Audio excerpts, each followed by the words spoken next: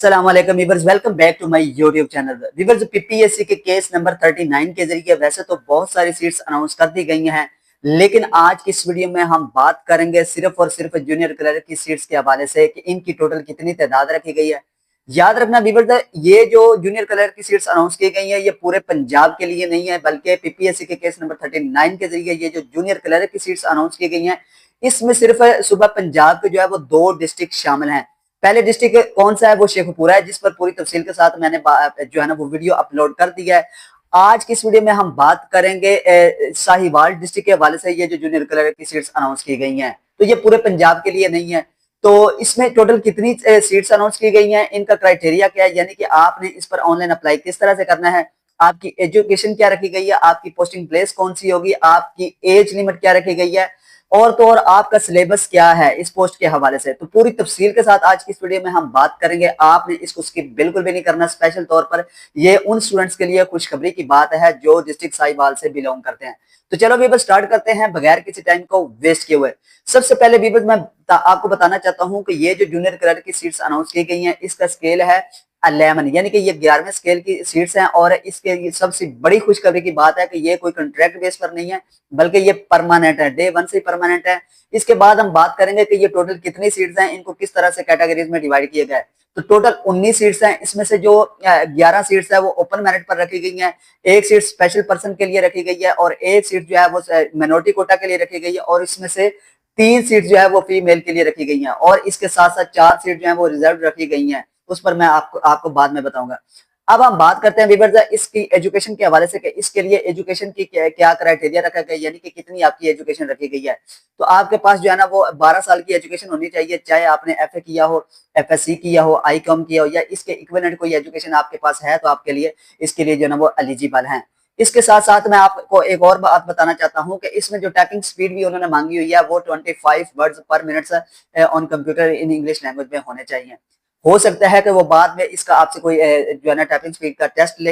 ये कोई इतनी ज्यादा मुश्किल नहीं है, आप 15-20 दिन के अंदर अंदर अपनी टाइपिंग स्पीड जो है ना वो बेहतर कर सकते हैं। इसके साथ उन्होंने एक और बात बताई है कि उन स्टूडेंट्स को जो है ना वो थोड़ी सी ज्यादा अहमियत दी जाएगी जो प्रोफिशिएंट होंगे किसमें, कंप्यूटर के हवाले से, कंप्यूटर की स्किल के हवाले से, जिनको थोड़ा सा एमएस ऑफिस के हवाले से नॉलेज होगा, पावर पॉइंट, एक्सेल, या इसके अलावा कोई कंप्यूटर के हवाले से कोई और इंफॉर्मेशन है, उनको थोड़ी सी ज्यादा अहमियत दी जाएगी। लेकिन इसके साथ उन्होंने बिल्कुल भी नहीं बताया कि आपके पास जो है ना वो सर्टिफिकेट होगा तो तभी आप इसके लिए एलिजिबल हैं, अदरवाइज आपके लिए इसके लिए एलिजिबल नहीं है। चाहे वो 3 मंथ का हो या फिर 6 मंथ का, उन्होंने कोई सर्टिफिकेट की डिमांड नहीं की कि आपके पास कोर्स होना चाहिए। बस उन्होंने जस्ट ये कहा है कि आपके पास 12 साल की एजुकेशन होनी चाहिए, एफए किया हो, एफएससी किया हो, आईकॉम किया हो, इसके अलावा कोई इक्विवेलेंट इसके एजुकेशन बनती है, तो आपके पास कोई इसके एमएस के हवाले से या फिर कंप्यूटर के हवाले से कोई कोर्स नहीं भी है तो आप इसके लिए एलिजिबल हैं। अब हम बात करते हैं कि इसमें एज का क्राइटेरिया क्या रखा गया वीवर्स, क्योंकि इसमें मेल और फीमेल के अलावा ट्रांसजेंडर भी अप्लाई कर सकते हैं, और एज का जो क्राइटेरिया है वो इसके लिए अलग-अलग से रखा गया है। अगर हम मेल की बात करें तो मेल के लिए एज जो है वो 18 से लेकर 25 साल तक रखी गई है, लेकिन इसके साथ साथ उनको 5 साल की जनरल रिलैक्सेशन भी दी गई है, यानी कि उनकी अगर एज 30 साल तक है तो वो इसके लिए एलिजिबल हैं। और फीमेल की बात करें तो फीमेल की एज जो है वो 18 से लेकर 25 साल तक रखी गई है, लेकिन फीमेल को एज की जो जनरल रिलैक्सेशन है वो मेल की निस्बत ज्यादा दी गई है, यानी कि इनको 8 साल की जनरल रिलैक्सेशन दी गई है। अगर फीमेल की एज 33 ईयर्स है तो वो इसके लिए एलिजिबल है।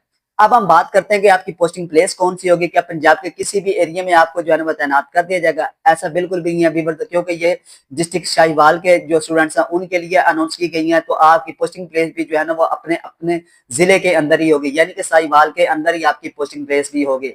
अब हम बात करते हैं वीवर इसके सिलेबस के हवाले से। क्या इसका सिलेबस जो है वो पीपीएससी के जिस तरह से जनरल पेपर होते हैं उस तरह से है? नहीं वीवर, इसका जो सिलेबस है वो 20% अलग रखा गया है, और 80% जो है वो जिस तरह से पीपीएससी का आम पेपर होता है जिसमें जीके शामिल होता है, करंट अफेयर होता है, पाक स्टडीज शामिल होती है, इस्लामियात है, उर्दू मैथ के हवाले से सवाल आते हैं, आपके ज्योग्राफी हवाले से सवाल आ जाते हैं। इसके अलावा वीवर आईक्यू बेस्ड पर सवाल आते हैं, तो 80% जो पोर्शन होगा वो इस तरह से आपके पेपर में शामिल किया जाएगा, लेकिन 20% जो है वो आपके कंप्यूटर के हवाले से होगा, जिसमें एक्सेल, पावर पॉइंट, वर्ड, या फिर इसके अलावा कोई और कंप्यूटर से रिलेटेड एमसीक्यूज बनते हैं, तो वो आपके 20% पोर्शन में शामिल किए जाएंगे। तो ये वो तमाम की तमाम बातें हैं जिनका जानना आपके लिए बेहद जरूरी था। एंड पर मैं आपको बताना चाहूंगा कि अगर किसी स्टूडेंट्स को ऑनलाइन अप्लाई करने में मसला दरपेश आ रहा हो तो नीचे हमारा व्हाट्सएप नंबर दिया गया है, आप हमसे राब्ता करके हमसे ऑनलाइन अप्लाई करवा सकते हैं। और व्यूअर्स, अगर आपको ये वीडियो अच्छी लगी है तो काइंडली हमारे चैनल को सब्सक्राइब करें, इस वीडियो को लाइक करें और अपने फ्रेंड्स के साथ शेयर कर दें। तो मिलते हैं इंशाल्लाह ताला नेक्स्ट वीडियो में। तो आज के लिए अल्लाह हाफिज।